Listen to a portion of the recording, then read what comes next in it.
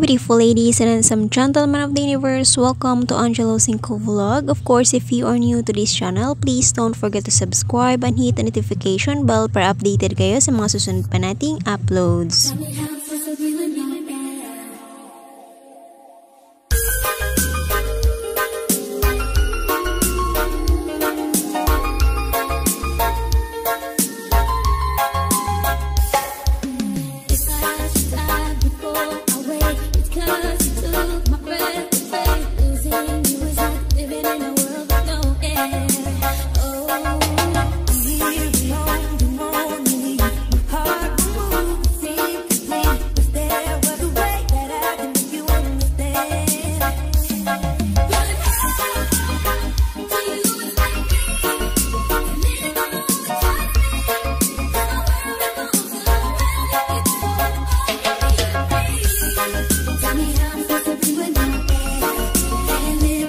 Oops, char lang. So, ito na yung continuation mga guys sa ating video last time, which is ito yung part 2 sa paghahanap ng kagang. Kaya lang ang kagang hindi nagpapakita kasi nga nahihiya sila mga guys. Apat pa naman naghahanap sa'yo. Kung ikaw ba naman hindi ka matatakot, ang lalaki pa nila. Ako naman yan. Kung ako magtatago din ako sa ilalim, sa pinakailalim ng mga bato na ito mga guys. Ang mga kagang kasi mga guys, pag maaraw mga guys, hindi yan sila lumalabas, nagtatago yan sila, natutulog yan sila. Pag sa gabi mga guys, doon sila naghahanap ng pagkain, lumalabas sila mga guys. Kaya ganon, mas masarap sila hulihin pag sa gabi. Parang si Mr. at si Mrs. lang yan mga guys, masarap hulihin pag sa gabi, diba? Pahabang tulog sila, so pwede mong kalikutin ang kanilang tinatago dyan. Ako naman yan, tinatagong sekreto mga guys ha, baka kung ano naman iniisip nyo. So parang kagang lang yan mga guys, mahirap nga sila hulihin pag maaraw, pag sa gabi lumalabas sila. So saan mo na lang yan sila makikita dyan sa sapa mga guys, sa tubig mga guys, ano malangoy-langoy. Ako naman yan, pero pag ganito mga guys, pag ganitong araw, pag ganitong oras, ako naman yan, wala kang makikita kasi nga mahirap sila hulihin. Saka itong apat na ito mga guys, nagbabaka sa karin na naman sila kung may mahuli sila o wala. Kasi usually talaga mga guys, nangunguhain sila ng kagang tuwing gabi. So ito mga guys, yung time na ito mga guys, it's Sunday. Saka maaraw siya mga guys pagpunta nila dito sa bukid. Saka sa sapa sila mga guys dumaan para mag-explore din sila sa sapa mga guys. At hindi masyado nakakapagod umakyat sa bukid. Ako sa pinakamataas na bukid ba naman sila pupunta. So malibang kasi sila mga guys, pag sa sapa sila dumaan kasi sa tunay na daan. Ako naman yan, ibang daan ang dinaanan nila mga guys. Ako naman yan, pero doon pa rin sila pupunta. Sa pinakamataas na bukid mga guys. Kaya ito mga guys, ito yung ginagawa nila, nagbabaka sa karil na makahanap ng kagang. So kung meron man, edi thank you. Pero kahit pa paano mga guys, meron din silang dalang pauwi mga guys. Ewan ko ba, ako naman yan. Siguro may nakita din sila sa pinakatuktok na pag malapit na sila dumating dun sa amin mga guys, sa pinakatuktok na bukid na ito mga guys. Palit-ulit sa Angela mga guys, pasensya na kayo, ano ba yan? Pero pag uwi nila sa amin mga guys, meron silang dala mga guys na kagang. Kaya nga, kinabukasan meron kami nilutong labong. Yung labong, di ba alam nyo yung labong? Tambo sa amin mga guys. So yun, ginataan mga guys. Sobrang sarap mga guys. Yun, lagi ang partner ng kagang pag meron silang kagang na naiuwi sa bahay mga guys, tambo sa kakagang tas gata. Wow, perfect kaayo mga guys. Kaya sobrang nakakamiss mga guys pumunta dito at bumalik mga guys sa bukid kasi nga ito yung lagi namin ginagawa pag pumunta dito mga guys. Hindi talaga mawala yung pangunguha ng kagang mga guys. Kaya super excited talaga kami pag sinabing pupunta kami dito mga guys. Ako naman yan. Kaya lang ng time na ito mga guys, hindi kami nakasama sa kanila. Puro lalaki lang yung umakyat dito mga guys. Kaya naiwan kami. Kaya thank you kay Nunoy ha sa pagkuha ng video. Ako naman yan. Thank you so much dahil meron tayong pang-upload kahit papana, di ba? Nakalibre na naman tayo ngayon. Kahit marami nagtatampo mga guys kasi nga marami nag-aabang kung ano ba talaga ang kagang sa mga bago nating kaibigan na hindi alam ang kagang. Marami dito nag-aabang nagtatanong kung ano ba talaga ang mukha ng kagang. Kaya hindi naman pinakita dito sa kanyang video. Loka ba naman ako pagtingin ko ng kanyang video? Bakit walang kagang dito? Akala ko ba nanguha kayo ng kagang? Bakit walang kagang dito sa inyong video? Sabi sa akin, meron talaga kami nakuhang kagang be. Kaya lang nandun na sa dulo ng video. Kaya lang hindi ko naman alam yung aking cellphone para memory full na. Hindi ko alam, hindi na pala nakasave yun. Kala daw niya naka-play pa, naka-save pa. Yun pala hindi na. Naku naman. Pero naisip ko sino bang dapat sisihin, yung cellphone niya o siya. Naku naman yan. Pero thank you pa rin mga guys kasi meron siyang napakita sa atin kahit papaano. Meron view na maganda dito mga guys sa bukid na ito. Ito ang view sa bukid ng Maayin mga guys. Diba kahit papaano. O na-tour ko na naman kayo. It's been a long time hindi tayo nakapunta dito mga guys. Ganito ang buhay dito sa bukid mga guys. Buhay probinsya. Naku naman yan. Ang lugar na to talaga talaga hindi ko makakalimutan kailanman hanggang sa mamatay na siguro ako kasi nga maliit pa lang nandito na ako sa lugar na ito mga guys. Sa tagal ng panahon mga guys, hanggang ngayon maliit pa ako nandito na ako mga guys, pero hanggang ngayon maliit pa rin ako mga guys, nakapalik pa rin ako dito mga guys. In short mga guys, hindi talaga ako lumaki.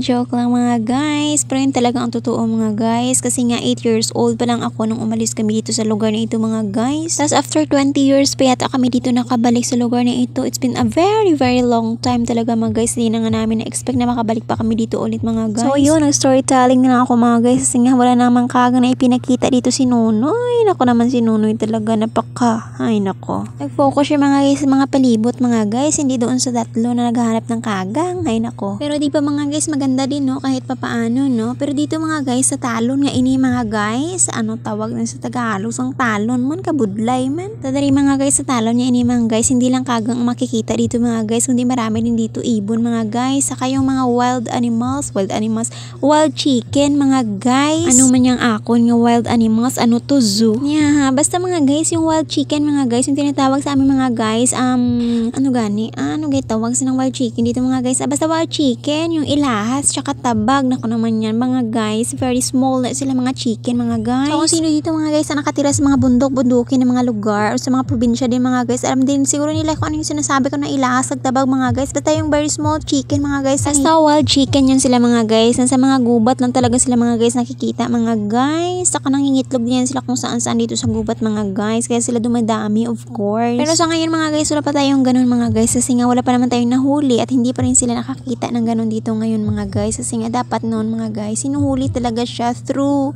ano ba naman tawag doon? Hindi ko na naman ma-explain. Diyos ko Lord. Dapat kasi mga guys, meron yan sila mga guys, nilalagay sila mga guys na yung parang lubid, ano tawag sa ginasiod nila mga guys. Basta mga term nila dito sa gubat mga guys. Saka mahirap din kasi hulihin ang mga tabag gilas mga guys. Kasi nga mga mailan na sila yung mga guys. Kasi nga wild, diba? Wild chicken. So yun, maila sila mga guys. Parang takot sa tao ba? So yun mga guys, kung dito ka talaga maglagi sa bukid mga guys, marami ka dito makikita sa gubat na ito mga guys. Saka hindi lang mga wild animals, ano naman tayo sa wild animals, wild chicken nga Angelo. Basta yun mga guys, hindi lang wild chicken ano dito mga guys, marami ditong ibid, yes, pero ibid, halo sa amin mga guys, masarap yung halo mga guys, parang chicken din siya mga guys. Yes, ang sabi ko parang chicken mga guys, kasi nga nakatikim na ako nun dati when I was young, yes, when I was young, pero after nun, hindi na ako nakatikim ulit, kaya parang gusto ko na rin kumain ulit ng mga guys, kasi masarap talaga ang halo mga guys, yung ibid. Sino na ba nakakain nun sa inyo? Meron ba dito mga guys? Meron ba sa inyo dito nakakain ng halo? Comment down below nga kung sino ba. Baka nakakain na rin kayo ng hindi nyo lang alam na yun yung sinasabi ko, yun yung tinutukoy ko. Basta yung ibid, yung halo pala, yung parang tiki na malaki. Joke lang. Pero ngayon bawal na yata ulihin yun, no? Kaya ba na tayo yata makukuha nun ngayon dito kasi nga binabawal na. Pero mayroon pa yan dito mga guys sa loob ng gubat for sure. Saka hindi lang yun mga guys. Dati mga guys nakakita rin kami dito ng ningning, yung malaking ibon ba? Syempre mga guys, pag minsan ka lang talaga dito makapunta sa bukid, ako talagang lahat na makikita mo maaaliw ka, talagang nakakamangha nga minsan yung mga nakikita mo. Minsan mo lang makikita sa buong buhay mo. Lalo na mga guys, pag sa city ka nakatira, once makapunta ka sa bukid or sa gubat na ganito mga guys, talagang marami kang experience hindi makakalimutan at dalang-dala mo habang buhay. Lalo na mga guys, pag sa city ka galing, tapos pumunta ka dito sa bukid mga guys, tapos pumunta ka dun sa taniman ng mga maisan or di kaya kamutin, ako naman, tapos maapakan mo yung pupo ng kalabaw, nako, the best experience talaga yun mga guys. Hindi mo tuloy masabi kung unforgettable moment ba yun, happiest moment or most embarrassing moment in your life, nako naman yan, umakyat ka sa bukid, nakaapa ka ng pupo ng kalabaw for the first time. Wow, nako naman. Pero ako mga guys, hindi ko na-experience yun, sorry. Kaya yun mga guys, ang storya ako dito sa gubat na ito mga guys. So yun mga guys, no, ewan ko ba nasaan na ba yung apat na ito napunta. So umuulan pa yata ng time na ito mga guys. Yes. Balik pala tayo dito sa area na ito mga guys. Ito yung pinakamalapad na bato dito mga guys. Yung Dalipi mga guys, na super taas pa siya. Pero naakyat namin, hindi ko naman akalain na maakyat namin ito mga guys. Nung time na pumunta kami dito mga guys. Sumama kami kasi nun sa kanila mga guys. Tapos gabi pa nung time na yun, tapos inakit namin dito kami dumaan dito sa ano na ito mga guys, sa Dalipi na ito mga guys, super taas talaga nako, tapos maulan-ulan pa nung time na yun, grabe talaga yung danlog, dulas pa, nako naman yun, sobrang dulas ng mga guys, tapos yung nanguha din kami ng kagano kasi nga gabi, yes, yung very best experience kasi talaga sa amin yung panguha ng kagang, kasi nakaka-excite talaga pag once may nahuli kang kagang, tapos ganito yung dinaanan namin dito, sobrang dulas talaga mga guys, pero naakit namin hanggang dulo ng ng Dalipi na ito mga guys, sobrang delikado din din siya kasi nga pag nagkamali ka nako na mahuhulog talaga hanggang baba nako wala ka talaga makapitan dito mga guys kasi nga puro dalipi siya mga guys. Parang ikaw lang yan mga guys pag nahulog ka sa maling tao nako pag nahulog ka sobrang sakit pag nandun ka na sa baba nako naman yan. O diba mga guys super ganda talaga niya mga guys. O yung parang fall siya na mula talaga dun sa taas no. Kaya tingnan nyo sarap maligo dito mga guys super lamig ng tubig kasi nga mula talaga sa bundok. Yan. So ganito mga guys maganda siya tingnan pag sa araw kasi makikita mo talaga ang ganda niya mga guys. Kita nyo naman ang tubig, di ba? Sarap maligo dyan mga guys. Di ba? So kailangan lang talaga doble ingat ka habang umaakit ka dyan kasi nga pag nagkamali ka, agoy talaga. Bagsak sa baba mga guys. So paano mga guys? Hanggang dito na lang ang inyong lingkod, Angelo Cinco Vlogs. Of course, thank you so much for watching and sana manood pa rin kayo next time. So please don't forget to subscribe sa mga bago nating kaibigan dyan and hit the notification bell para updated kayo sa mga susunod pa nating uploads. See you next time and of course, take care everyone. I love you all. Bye bye.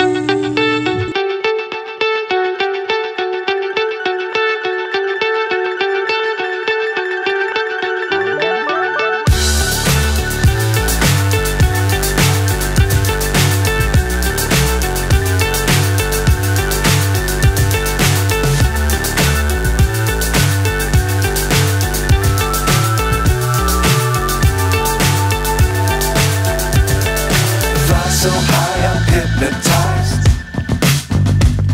What's up is down, what's left is right.